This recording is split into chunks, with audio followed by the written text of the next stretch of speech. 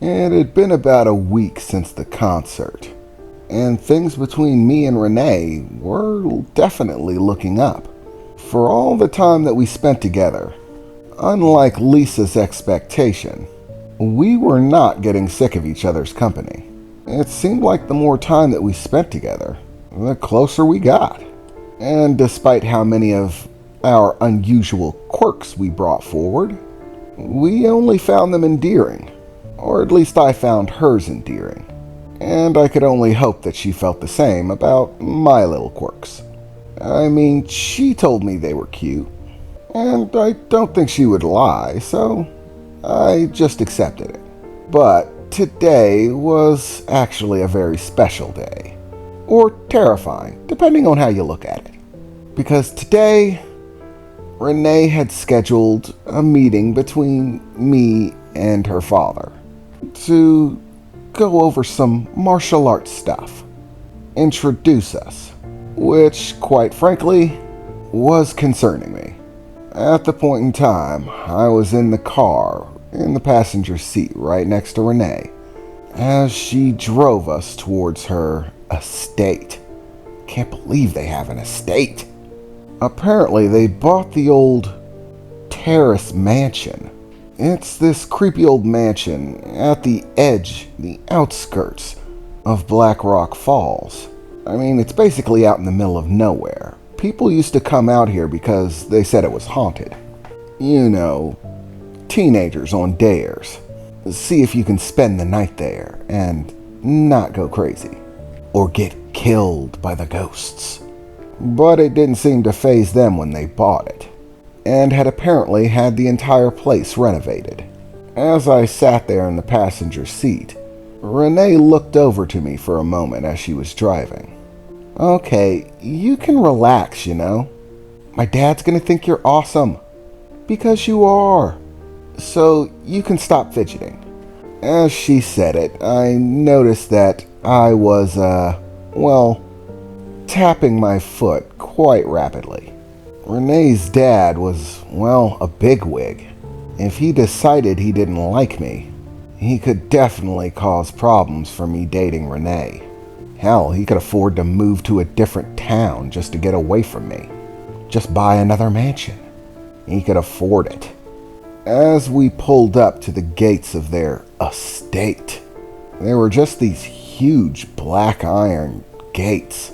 I mean, they had freshened them up, but they were still the same creepy ones from before, just cleaned and with the outer walls that they connected to rebuilt and refurnished to match their esteem and status, I guess.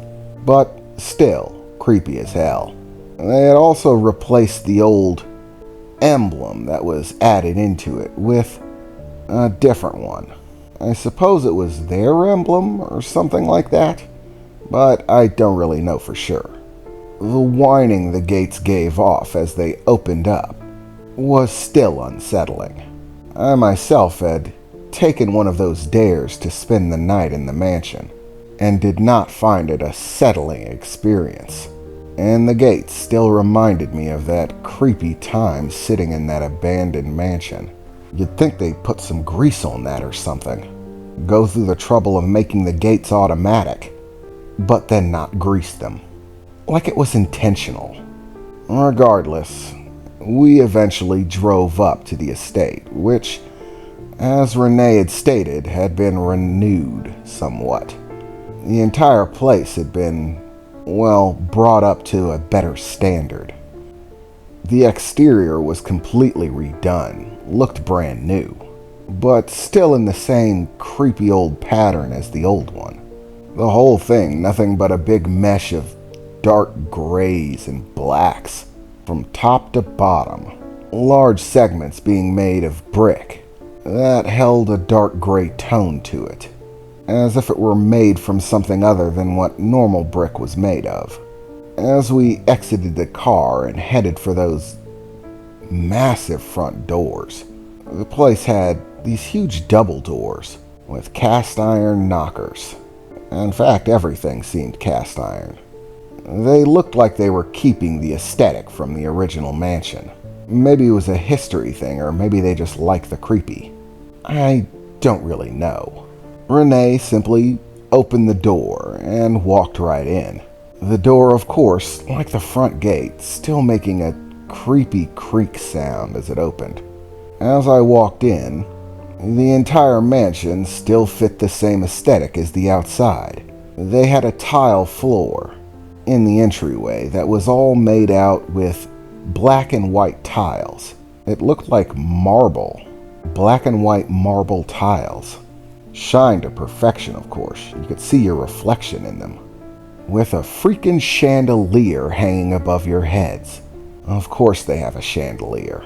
They're rich, I thought to myself, as Renee closed the door behind us. Oh, so this is your little friend, I heard announced to the left of me. As I turned, there was a very attractive woman. Looked to be in her early 30s, maybe late 20s. She was, of course, dressed very stylishly.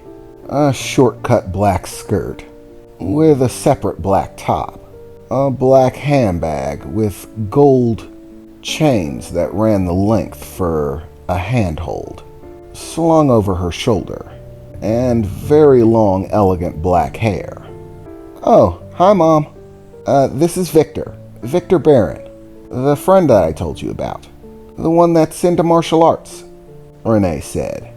Well, let me get a look at you, she said, very calmly, as she walked up nonchalantly. As she gave me a look over, taking a cigarette out of her purse and lighting it up, billowing out a cloud of smoke as she did. Well, you look a bit frail. What, did you get bullied or something? Is that why you're into martial arts? She said, cocking an eyebrow as she looked me over. No, miss. Actually, I've been into martial arts since I was a kid, and no, I never got bullied. I just like martial arts. Love them, in fact. I already got my black belt in Jiao Kung Do, and I'm looking to expand my experience. I just haven't decided on which technique that I'm going to study next. There are so many to choose from. My primary look is for Krav Maga, but that's simply because, well, it's one of the most well-known and highly rated in terms of effectiveness. Plus, it'll counterbalance my Jiao Kung Do training. Jiao Kung Do is mostly about rapid movements and attacks, striking vital points quickly. It's about speed and accuracy, striking before your opponent has the ability to strike back, and as many times as you possibly can. Krav Maga is different though, and relies heavily on being able to counter your enemy's actions, rather than simply trying to strike first. It's a technique which relies on using your opponent's strengths, combining it with your own speed in order to create effective counters, ensnaring your opponent, and forcing them into a position in which you have strength. But if Renee's dad is as experienced as she says he is, he might know a better style for me to start next. Something that would most effectively counterbalance my Jiao Kung Do. So I was hoping to have a chat with him. Maybe a sparring match if he can manage it. I'm sure he's a pretty busy guy. She blew a thick cloud of smoke as I finished talking, directly in my face. I tried to blow it away with my hand, as much as I could without being offensive, I suppose. Well, aren't you just the little martial arts nut that she made you out to be? And you seem to know quite a fair bit. I've picked up a great deal being married to her father, after all, so I can tell that you know what you're talking about. But that, all by itself, probably won't impress my husband. But Renee says that you just won a state championship, or regional championship, was it? Yeah, actually. But I'm not planning on resting on my laurels. Becoming a true master of martial arts is more than winning a shiny trophy, or a sterling medal to hang around your neck. The true practice of martial arts is a lifestyle in and of itself, the path of one who hones their body and mind. I'm not in it for a shiny medal. I've loved martial arts since I was a kid, and as far as I'm concerned, I intend to live my life in it. There's no such thing as being done, or knowing everything. There is always more to learn, and another way that you can develop yourself, your skills, and your abilities. I'm just looking for the next step. Well, scrawny though you may be, Renee's mother said, I think my husband will take to you nicely. He's of much the same opinion. And about challenging him to a match, sparring session perhaps, I don't think you'll have much trouble with that either. He does love to practice. You don't stand a ghost of a chance, but he'll find the experience entertaining regardless.